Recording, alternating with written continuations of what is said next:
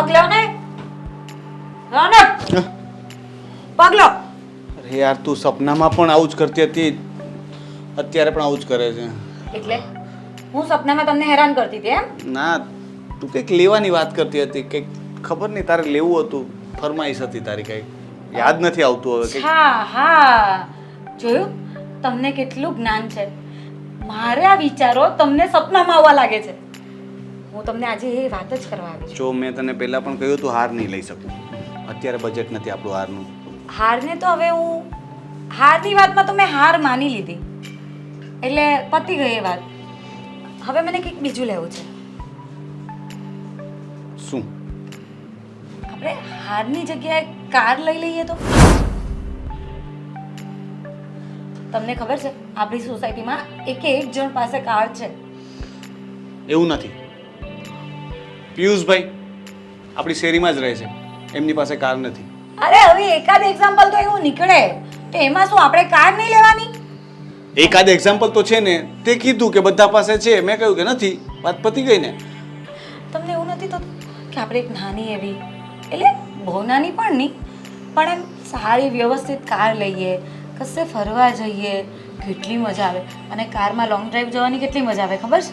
બહુ મજા આવે. હું ક્યાં ના પાડું છું, મને પોતાની ઈચ્છા છે કે હું તને કારમાં લઈને ફરવા લઈ જાઉં, આપણે દર્શન કરવા જઈએ, માઉન્ટેન્સમાં જઈએ, પિકનિક પર જઈએ, બટ થોડા સમય પછી જઈએ.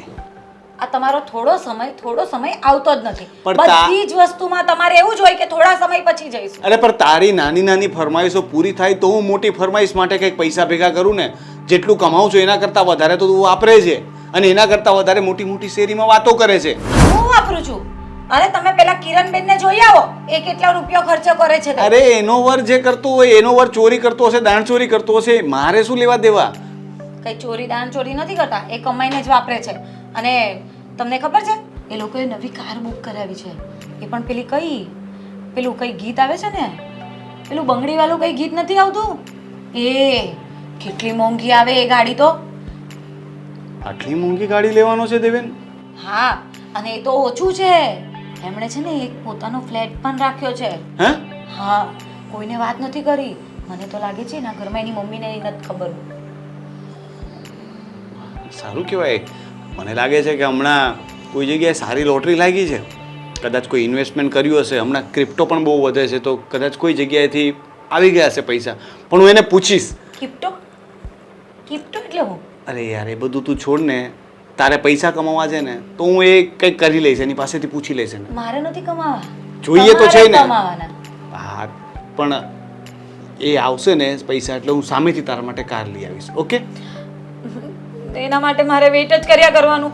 બધી વસ્તુમાં તમે વેઇટ કરાવો છો. અને મને કહે આ રિયલ ડાયમંડની વોચ નથી, એ તમને ખબર છે? આવીને હવે મને મહેનતોના મારી જાય છે. જો ફાલ્ગુની, તારી વાત હું સમજુ છું, પણ આ રીતે છે ને દેખાદેખી કરવી સારી વસ્તુ નથી. આપણી પાસે જેટલું છે એમાં ખુશ રહે તો સારું. આપણી પાસે જેટલું છે ને, લોકો પાસે એટલું પણ નથી હોતું. એના માટે પણ લોકો છે ને પ્રાર્થના કરતા હોય છે ભગવાનને. સરસ ઘર છે, સારા કપડાં પહેરી શકે છે, સારું જમીએ છીએ, સારા દાગીના છે તારી પાસે, લોકો પાસે આ પણ નથી હોતું. પણ તમે લોકો જેની પાસે નથી એનું કેમ વિચારો છો? જેની પાસે છે એનું વિચારો ને, કે આપણા કરતા 10 ગણું લોકો પાસે છે અને વાપરે છે અને ખર્ચા કરે છે. અને મને કે 200-300 વાળી તો તમે સારી પહેરો છો. એના કહેવાથી શું થાય? આ 200-300 વાળી સાડી છે. પણ આવું બોલી જાય તો મને તો ખોટું લાગે કે નહીં? અરે એને ખબર નથી પડતી, તો એમાં ખોટું લગાડવાનું શું? તું આજે સોનાની ચેન પહેરીને જઈશ ને, એ કહેશે કે આ ખોટી લાગે છે, તો તું શું ફેંકી દઈશ? એવું તો નહીં કરીશ, પણ મને છે ને હવે એના મહેનતોના ગમતા નથી. અને એ લોકો કારમાં ફરશે તો મારાથી નહીં જોવાય. એટલે આપણે એક બહુ એવી 4 બંગડીવાળી નહીં, પણ એક બંગડીવાળી તો લઈએ કે નહીં? જો ફાલ્ગુની, મારી પાસે અત્યારે પૈસા નથી. તું ગમે તેટલી જીદ કરીશ, ગમે તે કહીશ, અત્યારે હું નહીં કરી શકું. તો પેલા મારા લોકરમાં જે દાગીના મૂકેલા છે ને, હવે લોકરમાંથી દાગીના કશે જાય કે ગાડી લેવામાં જાય, કોને શું ફરક પડવાનો છે? એમાંથી ગાડી લઈ લો ને. એ નવું ઘર લેવા માટે પૈસા બચાવીને રાખ્યા છે બધા. નવું ઘર લેશું ને તો એ સોનું વાપરવાનું છે, ત્યાં સુધી એ કંઈ નહીં વાપરીએ. બસ જોયું ને, પેલી કિરણ તો છે ને દેવેનભાઈને જે કહે ને એમ જ કર્યા કરે. અને અહીંયા તમારે તો મારી એક નાની સરખી વાત પણ નહીં સાંભળવી હોય. હું તો કંટાળી ગઈ છું તમારાથી. પણ શું વાત કરું તમને પણ. જવા દો, મારા નસીબમાં જ આવું લખાયું હશે.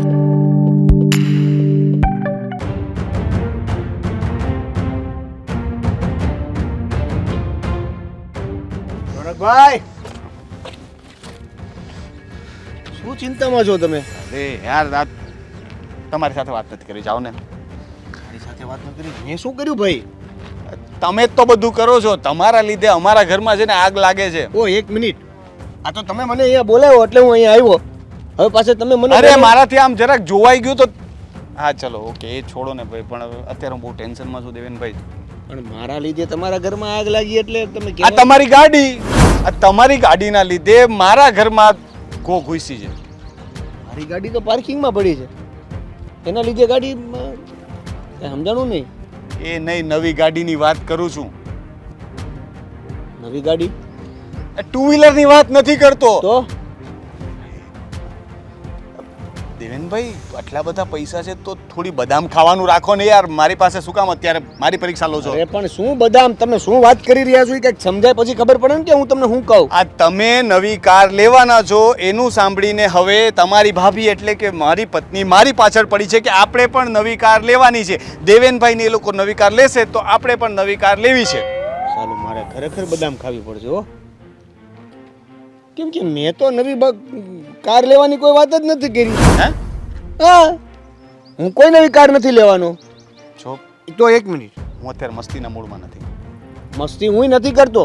જો હું નવી કાર ન લેવાનો હોય તો તમારા ઘરે મારા ભાભીને કઈ રીતે ખબર કે હું કાર લેવાનો છું? છો એણે મને આવીને કહ્યું કે તમારા ઘરે ગઈ હતી તો કિરણ ભાભી એને કંઈ કીધું કે ભાઈ અમે લોકો તો નવી કાર લેવા જઈએ છીએ, સારા સમાચાર આપ્યા. અને પછી એ બંને વચ્ચે જે વાત થઈ હોય પણ ફાલ્ગુનીના મનમાં એવું ફિટ થઈ ગયું કે બાજુવાળા કાર લે તો આપણે પણ કાર લેવી જ જોઈએ. એટલે કિરણે વાત કરી ફાલ્ગુની ભાભીને કે અમે કાર લેવાના છે. હા તો બીજું કોણ વાત કરે? કાં તો તમે કહેશો કાં ભાભી કહેશે. હવે બીજું કોણ કહેવાનું હતું? હે ભગવાન, આ તમને ખબર પડી આમાં કે તમને સમજાણું? ભાઈ બદામ ખાવાની આપણે બેયને જરૂર છે. પણ મારે ભાઈ અત્યારે મારું મગજ બિલકુલ કામ નથી કરતું, કારણ કે પેલી ઘરમાં છે ને જીદ લઈને બેઠી છે કે મારે કાર જોઈએ છે. મને ઘરે જવાનું મન નથી થતું અને તમે ઉપરથી મારી પરીક્ષાઓ લો છો. તમે સમજ્યા નહીં. આપણે બે વચાળે એવું કંઈ નથી, પણ એ બે વચાળે કોમ્પિટિશન ચાલે છે. હા એ જ તો કહું છું કે તમે લીધી એટલે મારે લેવાની. એ કોમ્પિટિશનમાં હું નહીં પહોંચી વળું. મારી ઇન્કમ ખબર છે ને, મારાથી નહીં પહોંચાય. નહીં, આ લેવા અને દેવાની વાત જ નથી. આ એકાબીજાના ઘરમાં આગ લગાડવાની વાત છે. આ એકાબીજાના ઘર બાળવાની વાત છે. આવીને આવી રીતે રહેશે ને તો આપણે બે પણ બોલતા બંધ થઈ જવું. તમને ખબર છે? અરે પણ કહેવાનો મતલબ એમ છે કે જ્યારે હું કાર લેવાનો જ નથી છતાં મારી ઘરવાળી તમારી ઘરે આવીને તમારી ઘરવાળીને એવું કહે છે કે અમે કાર લેવાના છીએ. કેમ? કેમ કે ભાભી અમારા ઘરે કાર આવશે એટલે જીદ કરશે તમારી પાસે. તમારે ગમે એમ કરીને કાર લઈ દેવી પડશે.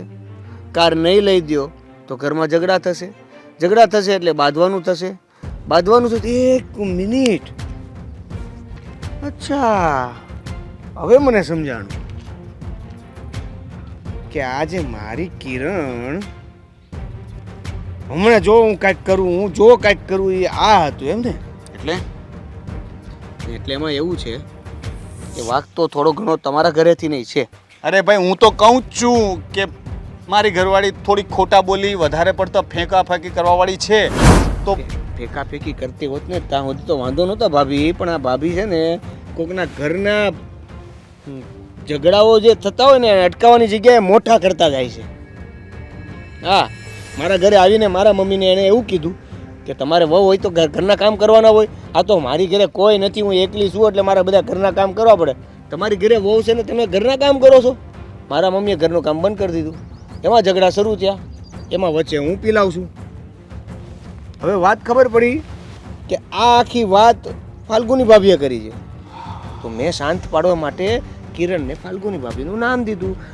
અને ત્યારે જ મને ખબર હતી કે આ કિરણે એવું કીધું ને કે હું કાક કરીશ. હવે સમજાય છે. તો ભાઈ હવે છે ને આ બંનેને સામસામે બેસાડીને એક વખત વાત કરી જ લઈએ. તો એના માટે શું કરવું પડશે? તમે ઘરે જ જાઓ છો ને? ઘરે જ જતા છો ને? હા, ઘરે જ જાઉં છું. હું છે ને હમણાં ફાલ્ગુનીને લઈને તમારા ઘરે આવું છું. પછી આપણે બધા બેસીને વાત કરીએ. મસ્ત આઈડિયા છે. ખબર પડી જશે. આમને સામને. જો પણ એમાં આપણે બાંધવાનું ન થાય એવું. મારે તો કંઈ નથી બાધું, મારે તો એની સાથે ઝઘડો નથી કરવો. તમે જાઓ ને, હું આવું છું. હે, ડન છે. હમણાં તમારી તબિયત કેવી રહી છે? જો ભાઈ ભગવાનની દયા છે, હમણાં મારી તબિયત બહુ સારી રહે છે અને મને હમણાં જય શ્રી કોઈ- કૃષ્ણ. અરે જય શ્રી કૃષ્ણ. આવો આવો. કેમ છો? હા બસ એકદમ ફાઇન. બેસો બેસો. બોલો. અત્યારે આમ અચાનક? હા, બસ થયું કે કેટલા દિવસથી તમારા ઘરે નતો આવ્યો ને, તો મળવા આવી ગયો. ચલો બહુ સારું થયું. તમે લોકો શું લેશો, ચા કોફી કઈ? અરે બેઠા, હવે ચા કોફી તમારે અમને જલ્દી ભગાવવા છે કે શું? અરે ના ના એવું તો નથી પછી એવું નથી. બેસવા દો થોડી વાર. લ્યો, હું પણ કિરણને બોલાવું ને. હા હા, બોલાવો બોલાવો. કિરણ! કેવી છે તમારી તબિયત? હા મારી તબિયત એકદમ ઓય, એ જ વાત વિરાટ! કરતા હતા હમણાં. બાકી કેવું? શું બોલો ને દેવી?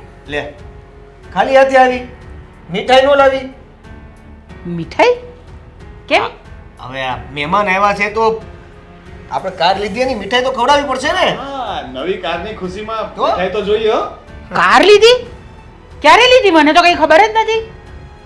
આપણે કાર લીધી તમને નથી ખબર? મને ક્યાં ખબર છે? તમે મને કીધું છે જ ક્યાં? લે બોલો. હવે તો તમે એ બધું બી મૂકી દીધું. મને કહેવાનું પણ નહીં હવે તમારે. અરે મમ્મી તમે શરૂ ન થઈ જતા, શાંતિ રાખો. કિરણ તે કીધું નહીં મમ્મીને કાર લીધું ઈ? લે લે લે, મીઠાઈ લઈ આય, ખવડાય.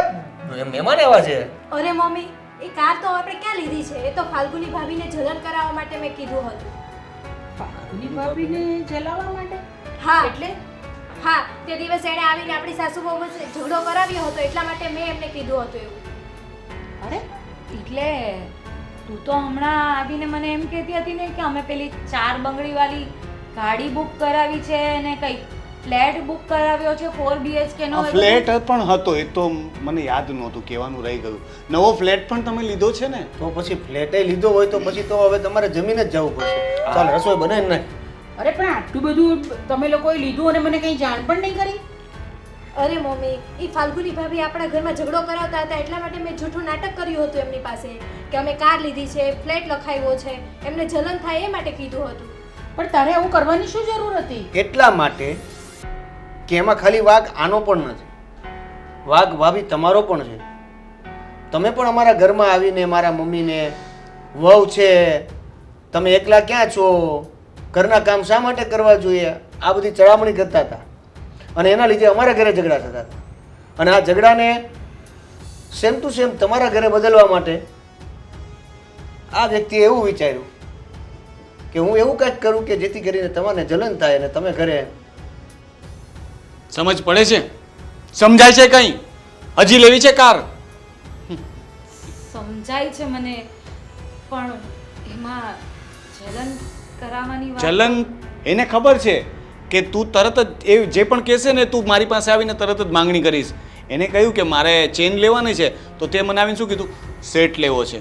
એણે કીધું કે કાર લેવી છે, એટલે આપણે પણ કાર લેવાની. એ લોકો તો કાલ સવારે ઉઠીને કંઈ પણ બંગલો લેશે તો તું કહીશ કે હવે બંગલો લઈ આપો. જો મેં તને ત્યારે પણ કહ્યું હતું ને હજી પણ કહું છું કે આપણી પાસે હોય ને એમાં ખુશ રહેવાય. અને આ દેખાદેખી છે ને, એનાથી કોઈ દિવસ કોઈનું સારું નથી થતું.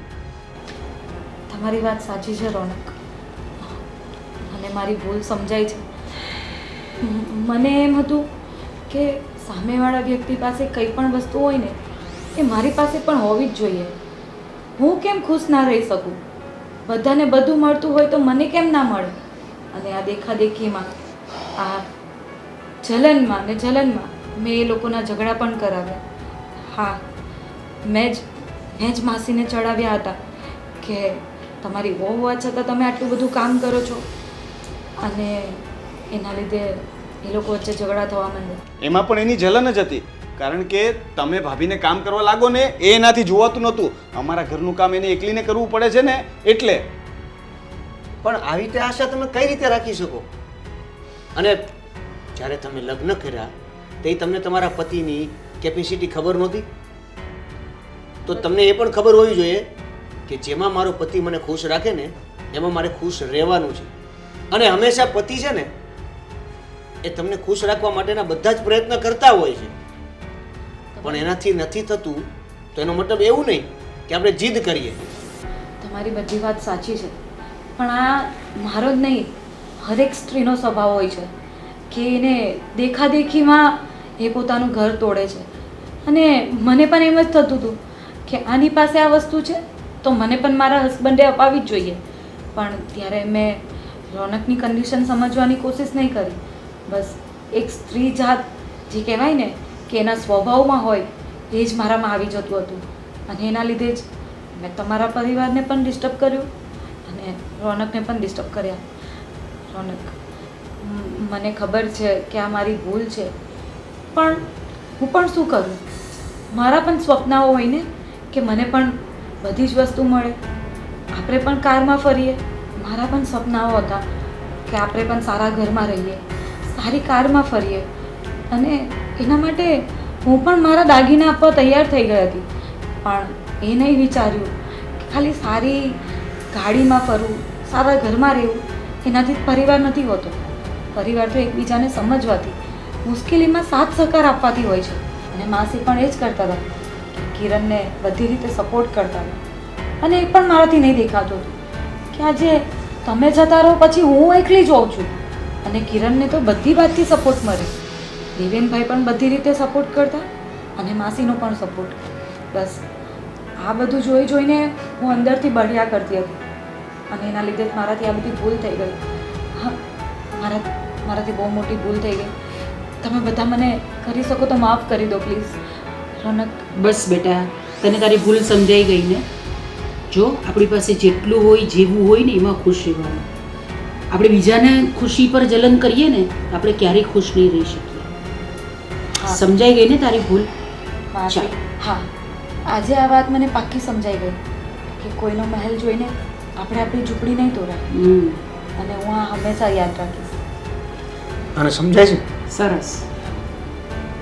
એ તો પડોશી એવું કર્યું એટલા માટે મેં કર્યું હતું, પણ કાંઈ નહીં, હવે ફાલ્ગુની ભાભી માફી માગે છે તો મારી પણ ભૂલ છે. મારે એમની સાથે એવું ના કરવું જોઈએ. તારે એ સમજવાનું છે કે આપણી પાસે બધી જ ફેસિલિટી છે, તેનો દુરુપયોગ ન કરવાનો.